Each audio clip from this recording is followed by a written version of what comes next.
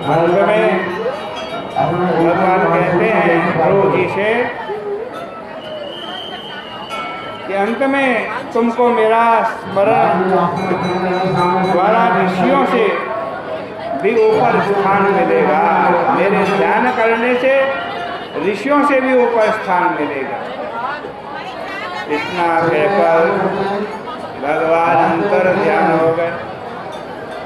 लेकिन ध्रुव को कुछ प्रसन्नता नहीं हुई ये सब मिलने पर भी। प्रीत भगवान आए, दर्शन भी दिया, वरदान प्रदान किया, बातचीत की, ज्ञान दिया, परंतु इतना सब होने पर भी ध्रुव जी को आनंद नहीं आया। वे अपने नगर लौट गए। इस पर विदुर जी ने मैत्रेय ऋषि से पूछा कि महाराज इतना दुर्लभ पद पाने पर भी ध्रुव को प्रसन्नता क्यों नहीं हुई? इसका क्या कारण है? मैत्रेय जी बोले कि ध्रुव के हृदय में सौतेली माता की वाणी की चोट लग गई थी। इस कारण उन्होंने मुक्ति की इच्छा नहीं की और भगवत प्रेम प्राप्त नहीं किया। इसलिए उनके मन में ये पश्चाताप रह गया कि हाय हाय, मैंने भगवान से मुक्ति क्यों नहीं मांगी। देखो नरसिंह पुराण में वर्णन आया है कि एक बार नारद जी ध्रुव लोक गए ध्रुव जी को देखने। यह देखने कि हमारा चेला सबसे ऊंचे लोक में रहकर क्या मौज मस्ती कर रहा, कैसे आनंद में। लेकिन जब वे पहुंचे तो देखा कि ध्रुव लोक तो एक और पड़ा है, वहाँ का सिंहासन दूसरी ओर पड़ा है और एक कोने में ध्रुव जी कुशासन पर बैठ करके झरझर आंसू गिरा रहे हैं। नारद जी ने पूछा, बेटा तुम रोते क्यों हो, दुखी क्यों हो रहे हो? ध्रुव जी बोले, क्या बताऊं महाराज, मेरा यह दुख कभी मिटता ही नहीं कि मुझे भगवान के दर्शन हुए। भगवान मुझे दर्शन देने के लिए पधारे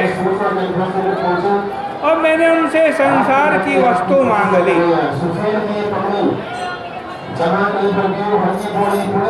जिनसे मैं सच्चा भगवत प्रेम मांग सकता था, उनसे मैंने ऊंचा पद मांगा। इससे बढ़कर के दुख का विषय और क्या हो सकता है? इसलिए ध्रुव जी मन ही मन पश्चाताप करने लगे कि अनेक जन्म में बड़े बड़े महात्मा समाधि के द्वारा जिनकी आराधना करते हैं, उनको मैंने एक ही जन्म के भीतर केवल 6 महीने की अवधि में पा लिया और फिर मैं उनसे अलग हो गया। तो मेरा जैसा अभागा और कौन होगा?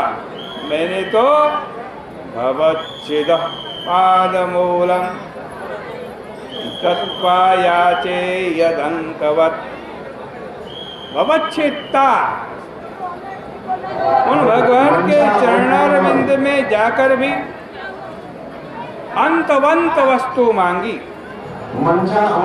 जरूर देवताओं ने मेरी बुद्धि अशुद्ध अशुद्ध करती होगी, इसलिए मैंने नारद जी के वचनों को नहीं माना।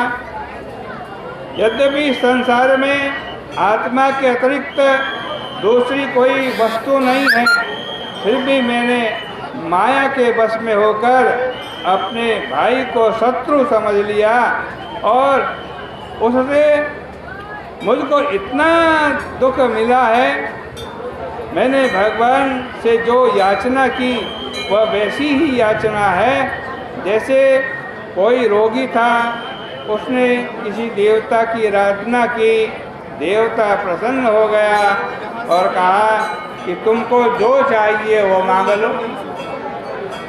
रोगी ने कहा कि हमारे लिए दवा का बंदोबस्त कर दो।